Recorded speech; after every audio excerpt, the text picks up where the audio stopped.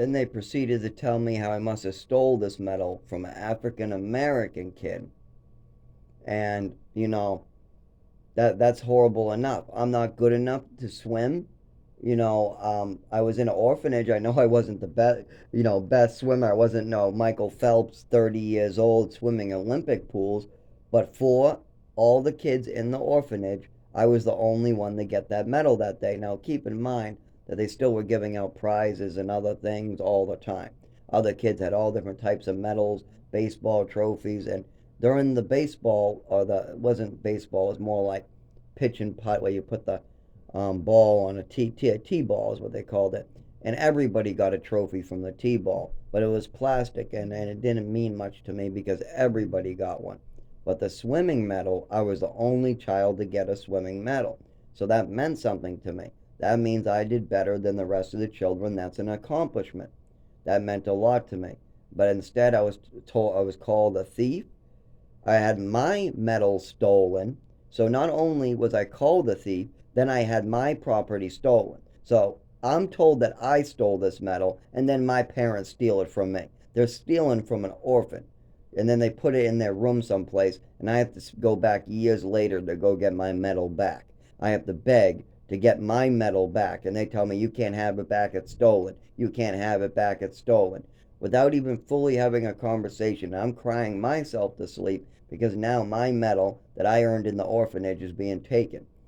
And so this is really messed up stuff. And I'm over it now as an adult. The only person that needs to acknowledge my accomplishments is me. But here's the problem, that doesn't stop other people from defamation of character. That is not going to stop my father and his third wife from trying to make up stories and spread rumors about me. Call me, and that's the problem. When I watch a video by CoffeeZilla about a scammer who's doing awful things, these are bad deeds, and then I see his family talk about, well, he went on this website and was saying he was selling things but keeping the money.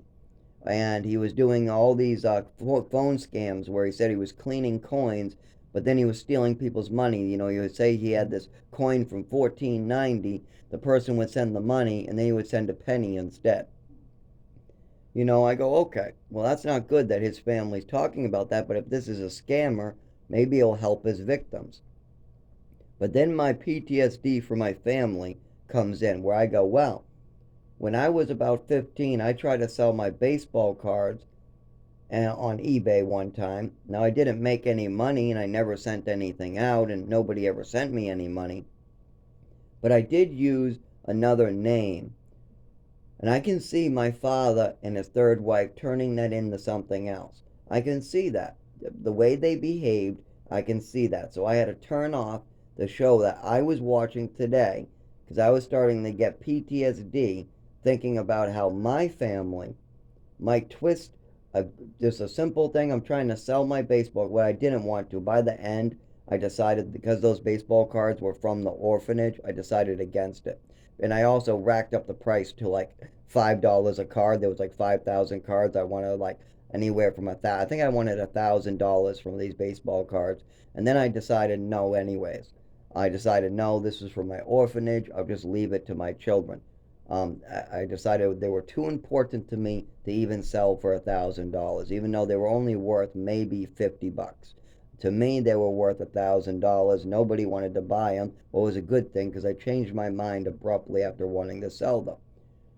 But it didn't matter anyways. My father stole my baseball cards and tossed them in the dumpster. We had a game. He would steal from me, and then I would try to do good for years, and then they would steal my name. They would steal my social security. They would make all these mistakes and not own them. And then after I was getting thrown out of the house, I would make a bad decision myself, and I own it. I stole, after my mother passed away, after I got a call from an attorney saying that my father was collecting money that I could collect, after he refused to let me visit my dying mother, after they stole all these different items from me that I earned in my lifetime, after I knew what was going to happen, he was going to trash out my baseball cards, he was going to take the rug from under my feet. Yeah, I feeded into my addiction. I started becoming an addict. I started treating myself for my own health problems because I knew that I had health problems, but they weren't being treated. And I stole some jewelry from my dead mother. It was an engagement ring. I also stole some meds from a closet that were illegally held in that closet. They were somebody else's dead husband's controlled substances piled up, just like my mother used to do, pile up other people's prescriptions in the closet. So yeah, I stole something. But keep in mind, I had my medication stolen by my mother. I had my finances stolen before. I had money disappear. I had my medals taken. I had plenty of stuff go missing. I had a bunch of belongings go missing on a truck because my father did something. I don't know what happened to that box of goods. I had a lot of stuff taken, and they never admitted to me that what they did was wrong. They never came up to me and told me taking my hard-earned metal was wrong. No. So I never even got an apology for the things they took from me. They never even admitted that they took these things from me. They would just call me a thief or make up a narrative about me, and that hurt me. Now, that doesn't make what I did right. I should have never stolen drugs with other people's names on it, because you don't keep those in the house by any. You don't even have them. You shouldn't be taking them. You shouldn't be stealing them. They shouldn't be there. You don't keep controlled substances with other people's names on it in your house, especially if they're no longer living.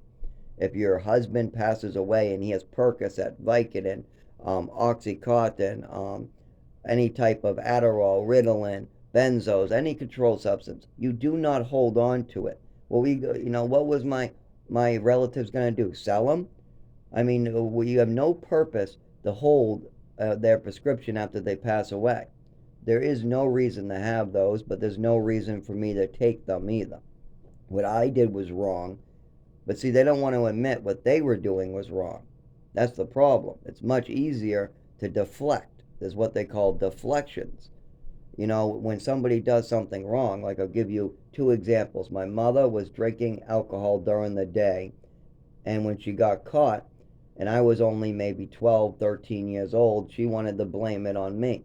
I spent weeks crying myself to sleep, getting blamed for drinking that I wasn't doing, until she eventually admitted that she was the one who drank the bottle, and then she proceeded to tell me how she can blame me all she wants, and that's her right as a parent. She can make up as many stories about me as she wants. She proceeded to end with that by saying these exact words: I'm an adult. I didn't have to admit to anything, and I could have left the blame on you. I can do that. This is the statement that she had made. And then let's move forward. Okay, you got my aunt and my father doing the same behavior. They're not taking responsibility for having prescriptions with somebody else's name on it who is not any on this earth anymore and are controlled substances. That's their responsibility. You held drugs that should not be in the house. You cannot take them yourself because they have somebody else's name on it and that person is no longer alive. You cannot sell them. That would be illegal. And you cannot store them. There's proper dispensaries or proper boxes to drop things like that on. You got to dispose of those type of medications properly. And if anybody's a nurse, they would know that. They would know that certain prescriptions, like if you're taking care of an elderly person and they have a bunch of Percocet, and then that elderly person passes away, that does not mean you get to keep all their Percocet and take it or sell it. That you do not have that prescription. It is not your right to keep that medicine. But see, they don't understand that part. They just want to blame me for having an addiction, and I was already having a problem catching my mother taking my Vicodin. So I was all twisted in the mind at this time. What I did was wrong. I shouldn't steal medicines, even if they are illegal. I shouldn't have been stealing one bit. That's my responsibility. I should have never taken um, a dead person's property that isn't existing. That's wrong of me. But now let's hear my aunt or my relatives admit that keeping these medications for multiple months on end is a bad idea. Do they take any responsibility for their actions? Absolutely not. It's all my fault. And okay, this is how I grew up, but we got to remember, every single thing that they did wrong was my fault. They drank a bottle, it's my fault. Even if I did a good deed. Now, my schools used to get in arguments with my mother for this because I would accomplish something at my school. They would write a note saying how good I did, oh, Zach did a great job today. And then my mother would get so violently mad and send notes saying, "What do you mean? What do you mean? Zach must have done bad. Zach must have done bad. Zach must have done bad." And the school would go, "What the heck is this mother doing?" And then they would call me over and say, "What does your mother mean by this? All we did was send a good letter home, and why are we getting these letters like this back?" I said, "That's how my mom is. If you tell her something I did good, she'll try to twist it into something bad. You have to keep that into mind about her mindset. Once when you know that, everything makes sense. You know, she takes good deeds that I do and she tries to twist it into her own fantasy of some bad, crazy thing. And she did this for Social Security and attention. She wanted people to go, "Oh, oh, you must be such a good mother. You do so much. You deal with so much. Oh, everything you're telling us sounds so difficult." Oh, and then she wanted to push the drugs too, so it helped establish to drug me. It helped put drugs into my system so I would be lethargic. By saying these things, then she could get pills to force down my throat and then make me look like I'm just a drooling vegetable on the floor. It also allowed her to collect money so their financial difficulties wouldn't be as difficult, and she was able to kind of collect more money in my name, even though a lot of the things she was saying were fraudulent or deceptive. At this point, then they also were able to do a lot more to try to get Social Security fully established so that way when I was 18, they could just drop me off in the woods someplace. And that was the plan. You know, Social Security would give me an income and they could just drop me off someplace in the world. What is fine if you fully prepare your child for the world. But if you spent years making up stories about him, trying to just fuck with his head, then that's not right. And I still have PTSD from today when I watch my CoffeeZilla show and I hear these adopted parents of this scammer who has millions of dollars talking about a eBay account that this kid was scamming with, I think about how I was just trying to sell my baseball cards and how my father and third wife might turn that into something it's not. And that's part of my PTSD. That's part of my anxiety. What are they going to make up next? What story is my father and his third wife going to make up next? I don't live with them, but I'm trying to fix my health. I'm trying to fix my Social Security. I'm going to the doctors. I have a neurological disorder and seizures that I have to work on. I got a job to do. I work with some of the most difficult people on earth, too. And these people have their own problems and are very difficult to work with. And when you have a father who has a third wife that are making up stories about you, that could get you killed or arrested. Just working with a disabled person, and then who knows what stories they tell. This is called defamation of character, but it's a lot more than that. It's also called medication abuse, Social Security fraud. It's called twisting your child's mind. I mean, it's psychological abuse. There's all different words for what was done to me, but I'm over it. But it affects every day of my life. Keep that in mind. When I watch a CoffeeZilla episode, this is a guy who tries to get justice for people who might have been, used or lost their money or something like that, and then I see something just a little similar to my situation, and my family might twist it up into something totally madness. They might go into one of their madness delusional rants. Then I have to turn off my show because it starts getting my anxiety going, starts making me think, well, what is my father and his third wife going to make up next without even talking to me? They constantly are just saying bad things about me. They're making up their own narratives for no reason.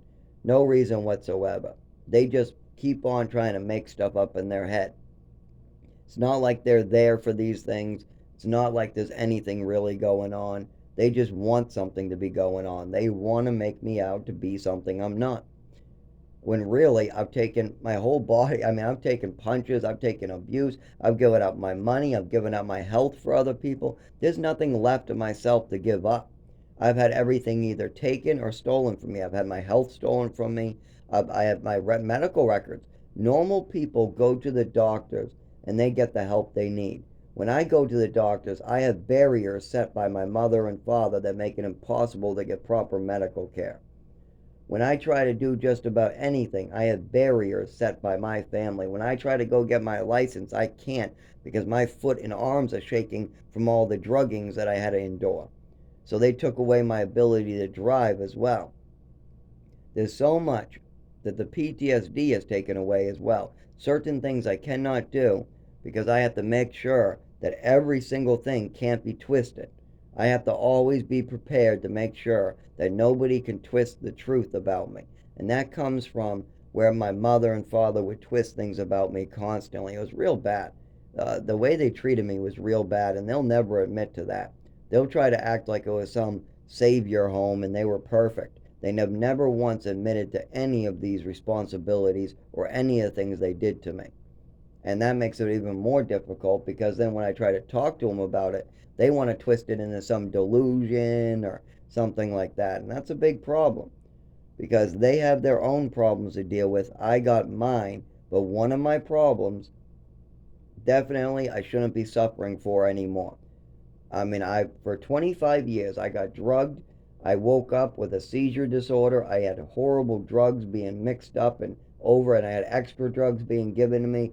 I even was able to get these people to admit it in front of other witnesses. This isn't like some secret, and in front of doctors as well. There's documents stating that this happened, and instead of trying to work with me so I can have a normal life, they want to double down on killing me. They want me to die faster. They don't want me to get proper medical care. That's not what they want. Keep that in mind. What they want is me get drugged and die quicker. They want me to be living outside in a hole having seizures every night. That's what they want. When if they just admitted to what they saw in front of them, if they had just, I mean, my brother did. My brother was admitting that what he was seeing was wrong. My nephew was scared to visit because he admitted what he was seeing was wrong. Even my sister, I think on at least 2 or 3 occasions, did speak up and say what she was hearing was wrong.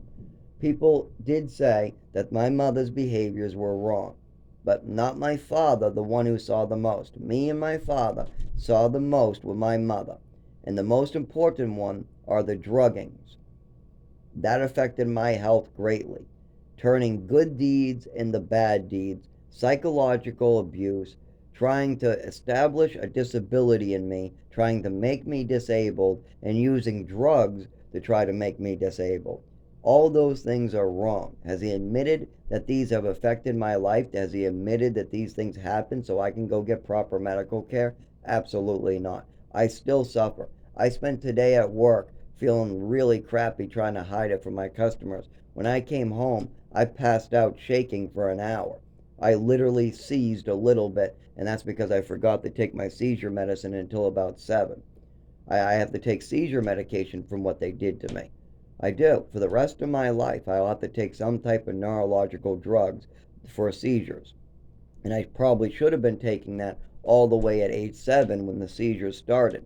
But see, my mother didn't want to report the seizures. She didn't want to report the neurological activity because I already was. I was reporting that something went on that night and I woke up never the same. And I was explaining it as I lost my feeling in my arms, hands, and body. I lost my ability to see. I couldn't stand up. I couldn't talk. These are all problems that still exist today. And they're problems that doctors and schools identified. Zach has problems talking, and then he talks real good. Then he has problems talking, then he talks real good. He has problems walking and moving his body. It's called a coordination issue. He has a lot of problems where he's shaking and twitchy. His leg is shaking, his body is shaking, his neck and arms shake. And the seizures definitely were something I was reporting as well. But see, the problem is that my mother already heard me multiple times say it started when she gave me a handful of pills. So if my mother had handled this, if she had said, okay, let's bring him to the neurologist, the first thing the neurologist would have asked is, when did this start? And I would have been honest with him. I would have said it started that night in Westford. What night? The night my mother gave me a handful of pills. Then I lost the ability to see, lost the ability to walk, lost the ability to feel. I crawled on a pile of newspapers. My breathing slowed down, and then I passed unconscious. When I woke up, these symptoms were lesser but permanently in my body. They never went away, and sometimes they would get worse all of a sudden. Then I would black out. Then I'd wake up on the ground. I would say exactly that because I did. I said that to the doctors, and then my mother called it an allergy and spent years covering it up. These are serious health problems. These are serious health concerns. And I haven't been able to get treatment in 25 years. The only treatment I've been able to receive for these seizures is my own treatment. I've been able to study what I can do to prevent seizures, like on a cold day to go to work. And the old way I would deal with this is I would treat it myself. If a seizure was coming, if the neurological activity was getting worse because of triggers like loud noises, or I had to walk on the side of the road at night with flashing lights in front of me, or something like that, I would treat it myself with alcohol, benzos, or opiates because they all worked to a point where I could at least get home without getting injured. But that was the wrong decision. For the last 4 to 5 years, I made the solemn decision just to handle this straight on. Instead of treating this with drugs myself, it's time to come forward with this, speak the truth and nothing but the truth, so help me God, and try to get the doctors to actually listen to the patient instead of a psychotic rant and fantasy from my mother, father, and my father's third wife.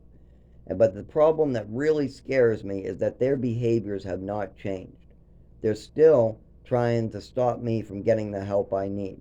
They rather I die in a hole someplace and they cover their asses than just admit that there was a problem with his second wife. There was a big problem, and he saw that. All his kids did. My brother, my sister, my nephews, they all came up and told him that there was a problem with his second wife and what she was doing with me. They all said there was something going on between me and my adopted mother, and there was. She was doing awful things to me. That was the problem. I didn't like that she was crippling me. She was trying to make me crippled, and I didn't like that. That's the problem we had. That's the relationship. My mother would try to cripple me by twisting my mind, by causing mental abuse, and by drugging me and trying to cause permanent damage to my body. And I had a problem with that, absolutely. And other people could see this. They saw some of these behaviors from my mother. They saw how scared I was of her. They saw how problematic this was. And I used to take the abuse too. I got so used to it. I saw a lot of psychology videos of why that is. Why, after like 10 years of taking abuse, you kind of get used to it and you start telling people, no, it's okay. This happens all the time. Yeah, she's allowed to hit me. It's okay. Oh, no, she's allowed to drug me. She's allowed to give me pills. She's allowed to make me passed out. And these are normal. It's normal for me to feel awful and be getting sick from all these pills. That's normal. It's normal for my mother to be acting drunk and ranting and going on these big twisted story rants. It's normal for your parents to take away your hard-earned metal and call you a thief and take away your property. These are normal behaviors, I thought. I didn't realize that this was unnormal. Having a mother do these things to you is unnormal. I did not know that. And this is why I have PTSD today. Because I had no clue. All I knew is that somebody would be making up a new story and twisting the truth again and again and again. So I had to be very careful, and it didn't matter. Still to this day, they still want to try to make up stories about me to cover their own ass. You try to come clean, you speak from your heart, you go, hey, this is the problem. It's a big problem. It's hurting me. It might even kill me. This is really hard to speak about, and then they just want to be hurtful. They want to make up a story. They might even be trying to make up a story to have me put in the prison. That's the way that they behave. They could even be trying to twist other people. I don't know. Now, I believe in the goodness of people. I believe there's good in my father because I saw the good in him. He actually had a lot of influences that were good on me. My father is not my adopted mother in any way. He just allowed her to go off the rails and do these things to me. But he also, I think, was being convinced that the things she was saying were true. I think he was convinced that I stole that medal, even though the only proof he had was his wife said it. That's all. There was nothing else. I went into my Lego box. I took out a medal. I went into the living room to my father and mother, and I showed it to them. I said, see this medal? I won this for swimming. all happy, all like, oh, you should really take, and I know where I won this. I won this in the orphanage. I remember who gave it to me, crossing back and forth. I know that that's my medal. It even has my initials on the back that somebody else put there. Now, what happens? My mother makes up a story. She says, no, you must have stole this. It must be some African Americans kids. How dare you steal somebody else's medal? I'm taking this away from you. Now that's super hurtful to do to your child who just came from an orphanage and this is his only item that he has from that orphanage. But see, now my father, he just believes her and just goes, oh, Zach, you shouldn't have done that, and lets her do whatever she wants. Now, what is the evidence there? I have a lot of evidence. I have people you can speak to. I have the orphanage. I have memories of where I was. I know exactly that's not my handwriting on the back, that's somebody else's handwriting. It also has my other last name from before I moved there that says Zachary Greenalge. So it has that on there as well as I have the evidence, the fact that I actually did do it. I did want it, and I'm crying in another room, and this is affecting me in horrible ways. This is all evidence right there. What's my mother's evidence? Her storytelling abilities. That's it. Her own mind. There was nothing, there was no reason for her to believe this. She wanted to just make up a story that day and take away a child's accomplishments. And my father allowed this. He didn't try to think about maybe this was wrong. Maybe this could be a bad idea. Maybe this is his medal. No. His wife said something and he just doubled down and said, I'm going to go with her. And this is the way it always was. If my mother wanted to say I was schizophrenic, he would just go along with it. Now, the problem was I would not. I would not go along with that one. But you can see how this affects me in lots of ways. I'm over it, but I need proper medical care before I pass away. I've already had several close calls. My head has scars all over it. My legs have scars all over it. My body is sore too. I've had so many injuries in my backs, legs, arms, and head that I feel sore all the time. You can't have all these seizures and all these injuries from what your mother did to you and expect it not to hurt. But I deal with that by praying for strength from the Lord. But this is hard. It's hard to be made crippled by somebody and be hurt all these different ways. And then I have to talk about this. I have to get proper medical care. If I keep this to myself, I will never get better. This has to be brought up to the doctors. It has to be all my old medical records. I have to identify what was lies, what's fraudulent, why they did it, what happened at these times, what I was doing, why I did these things. This is all very important. But most of all, everybody deserves the truth of what was going on because people were seeing it and people are confused about what was going on. They don't believe what my mother was saying, as well as there's a lot of inconsistencies in her behavior. Like she passed away of liver failure, and there was many bad things that happened that night. When she came home, the drink, there's so much. But this affects my life every day. When I'm watching a TV show about this CoffeeZilla guy and how he's getting justice for other families, and I see a story that maybe my family could twist into something else, it worries me. It gives me anxiety, and I have to switch the channel. I have to turn off the TV. It sometimes keeps me up at night. It does. Sometimes wondering what my family is going to try to turn into a fake story next. What delusions are they going to make up about me next? Worry me at night. Sometimes I spend hours at night trying to think ahead. That way I can think of what will they twist next. What are they going to get me hurt next? Well, what in which way are they going to get me killed or take which part of my body next? Are they going to take my finger? Are they going to take my brain? Are they going to take my nervous system? Are they going to put me outside in a prison someplace and take my ability to make money? Because that sounds like something they would do too. Make up a story, hire a lawyer. They know I don't have the funding to fight an attorney. Then I can't defend myself in court. So I just can't say anything but the truth, but I have no attorney to go looking around for the evidence. Then they put me in some prison someplace for something I did not do. And then I can't get a job anywhere. Then maybe a person hits me on the head, rapes me, bashes my skull against the cement. Then my seizures get worse, and then I have to deal with the memories of getting raped, all because they want to cover up what they did. I have to worry about these things because that is an option that they might do. My family might decide to make up a story, and remember, I don't live with them. I don't want anything, I'm afraid to even go to their house. I'm afraid to actually go and see them. If they want to see me, that's fine. I have cameras everywhere in my life, so that way that the truth is out there because cameras don't lie. But I am definitely scared of even getting in a car with them. Giving them control in any way always ends badly for me. They could easily make up any story they want and then push it. And I don't have the financial security to defend myself. I also, when I get anxiety, I have trouble using my nervous system, my speech, I stutter. I have trouble explaining myself, so then they can just smile and get away with it. They also are very good at this. They're very good at being vindictive, manipulative, and making up narratives. They're very good at it. They're very good at making up a story in their head and then pushing it on to me.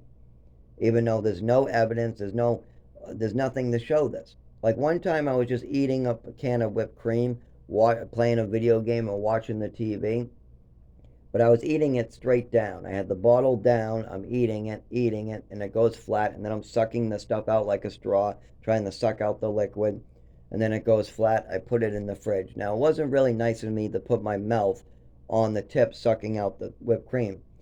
But if I wanted nitrous to get high, there's millions of ways I could have took there's just millions of ways to get high. I have no problem admitting about some nitrous, and I was working at Hannaford's. I can get all the cans of whipped cream I want at Hannaford's. There's no reason why. But I just was hungry. I'm trying to gain weight. I'm trying to eat whipped cream. They're not home, by the way. Nobody is home but me. I'm playing a video game, and I can't tip it upside down to eat it because it would block the screen. Then I wouldn't be able to see the video game and I would get killed. So I'm keeping the bottle down, sucking it, and I fucked up the can somehow by eating it straight down. I put the can back in the fridge and then I forget about it. My family comes home and starts turning this into some big deal. And were they there? No. Did they see anything? No. Did I explain that I was just eating it? Yes. Did I tell them I would buy them a new one? Yes.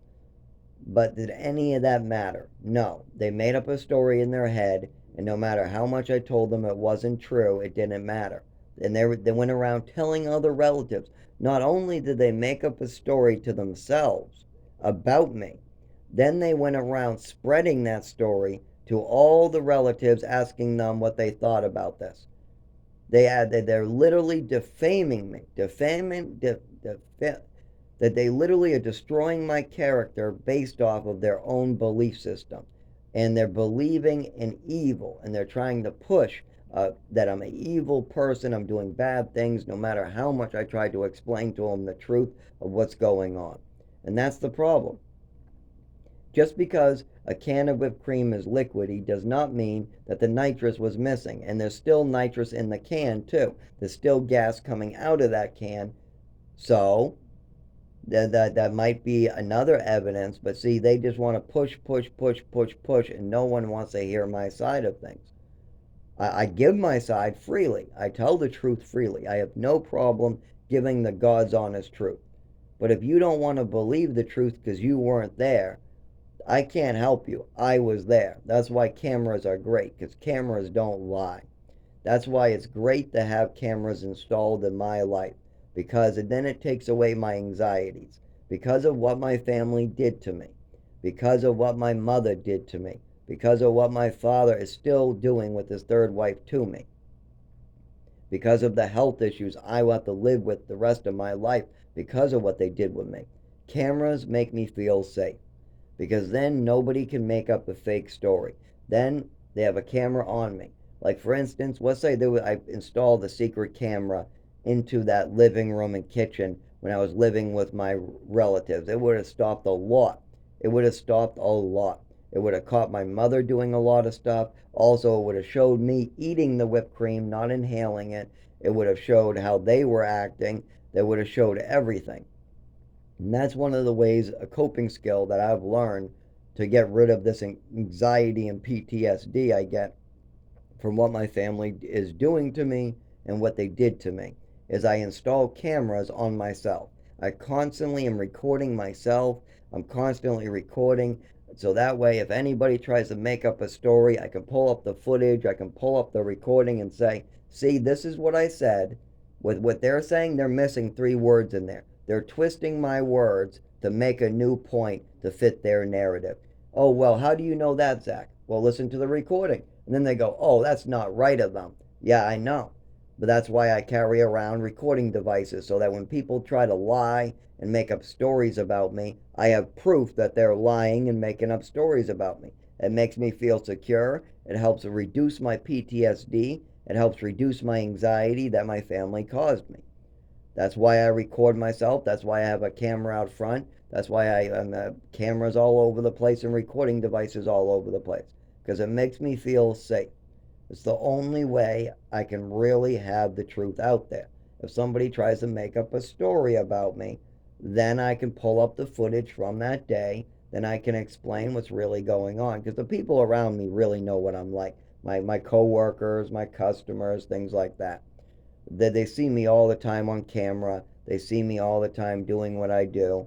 And a lot of my friends, that they'll call me the most kind-hearted people, the people I work with, the homeless individuals, the only people that I struggle with, that the people that want to push a narrative or have mental disabilities. There was a guy named Raymond and my new roommate. Don't try to ever talk about them.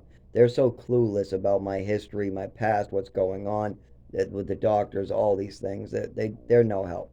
I do work with some really disabled people who are mentally ill. These people are really mentally ill, and I work with them. And by doing that, I mean I record what I do with them. I end up bringing them to workers. I bring them shopping. I clean up after them, things like that. But the image of the real me is not the image that my family, or I should say my father and my aunt, try to push, or my father and my father's second wife. And when I say my aunt, I mean my father's third wife.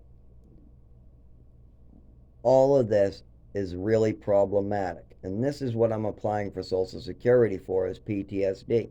Now, my PTSD was already established in my old Social Security case, but my mother was just blaming it on the place in New Mexico. And the doctor said, no, there's something else here. You're talking too freely about the place in New Mexico, and there's a lot more that seems to bother you with your mother. There's something else going on with this PTSD. And I had to fully unpack this to know what it was. I had to have full discussions. I had to spend years figuring out that this is bad. What my mother did to me was bad. These worries I have about people making up lies, the fact that I record myself constantly, so when people make up a story about me, I have the proof right next to me that it's just a story. And people do that all the time, by the way. When they don't want to take responsibility for their own actions, they blame other people. They blame the dog. That's a very common behavior. But you should outgrow that. And you should learn to take responsibility for your own actions. But see, my mother and father haven't learned how to do that. They're good at blaming me or the dog or somebody else. When my mother did something bad and I try to tell them that it was bothering me, no, it must be your adopted mother or it must be you. No, no, you took my medal away from me. That was my medal. That's something you did bad. I tried to show you an accomplishment and you took it away from me and called me a liar and said some African American kid must have this medal. That's wrong. But see, no, I must be hurt and I must be thinking of my biological mother. That's what she said. Oh, no, you're just upset at your biological mother. No, I'm not. I'm telling you what you're doing is wrong and it's affecting me in many ways. I'm 7 years old and you're affecting me. But no, she would put the blame on other people because she didn't want to take responsibility for her own actions and admit what she was doing was wrong. And that's the same thing with my father. He's a great guy, by the way. My father did a lot of good things. He taught me a lot of good lessons. But this storytelling, this making a narrative up in your head and pushing it and making up horrible stories about your son, that is not good.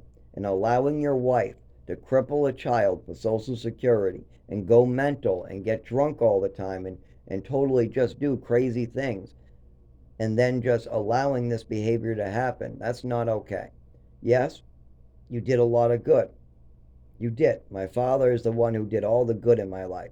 My mother had very little good behaviors. I've spent years suffering because of what my adopted mother did to me, still to this day. Right now, I'm still very worried about their behaviors and what their past behaviors are going to do to me. I'm probably going to die. I've already had several close calls, I've had several seizures. I am still trying to clean up my medical records. I'm still trying to fix my Social Security. By the way, I've gone without Social Security since my father collected. The last check in Social Security in my name that was issued, my father was collecting. He was collecting the money till the very end. Till the very end, he was collecting the money. And then as soon as he wasn't able to collect the money anymore, he could care less what went on with it. And that's part of the problem. They told a bunch of lies to them, they collected money, and then when I found out that, oh, well, this is problematic, this has to be fixed, I've spent 10 years, since I actually know it's now 11 years, trying to fix and be honest with Social Security. See, I have two options. I can lie to Social Security and just make up the same stories that my mother and father did. But that's not going to work because they're not true. It only works if you have lots of money, you can hire attorneys, and if you have a mother and a child where a child can be manipulated. But me as an adult, that's not going to work. I can't go along with my mother's lies. So that's one way for me to collect the Social Security I need. By the way, I am truly disabled. I struggle in life. I get hurt all the time by my disabilities. I have scars all over my body joints, my arms, everything. It all hurts every day now from it.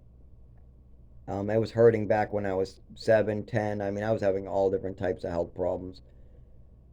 But these health problems stem from seizures, from a neurological condition, and drugs. Now, keep in mind my current Social Security case that I'm trying to discuss, all I'm doing is being honest. That's it. I just speak the honest truth about what's wrong with me. I have PTSD, and why do I have that PTSD, and what sets off this PTSD? That's one thing I'm speaking about. Second, my anxieties. Why do I have anxieties? What are my anxieties? What sets off my anxieties? Two, my hyperactivity. Now, I was born with that. That didn't just suddenly appear when I was 10. That didn't get worse and worse as I spent more time with my mother. No. That I was just born with. That was the same when I was born till the day now. I'm always hyper and talkative. Okay. How about the seizure disorder or the neurological disorder? Yep, that goes back to 7. That started with the overdose of medication that my mother gave me. So all these things are real disabilities, as well as I have some education problems. I was trafficked around the whole country. I was brought from Massachusetts to another place in Massachusetts to another place in Massachusetts. Then I was brought to Texas. Then from Texas, I was brought to New Mexico. Then we zoomed past Texas to get to Maine. Then we moved to another house in Maine. Then we moved to another house in Maine. Then we moved to a place in Massachusetts. Then I moved to another place in Massachusetts. Then I moved to another place in Massachusetts. Then I moved back to the first place in Massachusetts called Chelmsford. Then from there, I moved on to the streets, living in tents and shelters. Then from there, I finally got my own apartment by working very hard and just destroying my body. I've decided that I will work with Social Security. I'll be honest, truthful. I'll work super hard. And if my body gets destroyed in the process, well, there's nothing I can do about that but keep asking for help. I'll keep identifying why I'm getting hurt, but I'm basically trading my health right now for $10 an hour. And that's because I have no other choices to keep an apartment right now. I'm applying for all the housing and all that, but there's a lot that needs to be done. And applying for housing is not going to get you toilet paper. It's not going to get you to the doctors. It's not going to get you a taxi back from the emergency room after you have a seizure. Because sometimes I have seizures on Sundays. And this is what sometimes happens. I'll have a seizure on a Sunday. The ambulance picks me up and brings me to the emergency room. They give me benzodiazepam for the seizing. They identify that it was a seizure and they release me. They do a brain scan. See, they do a bunch of scans and things too. After they release me, how am I supposed to get home? Well, I walk. So I walk in the cold, I have another seizure, then the ambulance or it picks me up again and brings me back to the hospital. They go through the same stuff, then they release me. Then I try to get home again, I have another seizure, and maybe this time I'm not found. Maybe it's dark by now, so now I'm left on the side of the road to seize for the night. This is wrong. So I got to make sure I have money for taxis. That's why I'm trading my health at a job to make sure I have the money to survive. Because I've been set up in a total trap system that could kill me.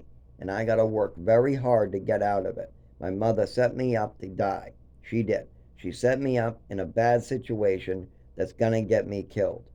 And I can't drive either until I fix these seizures, until I can keep my foot and arm still.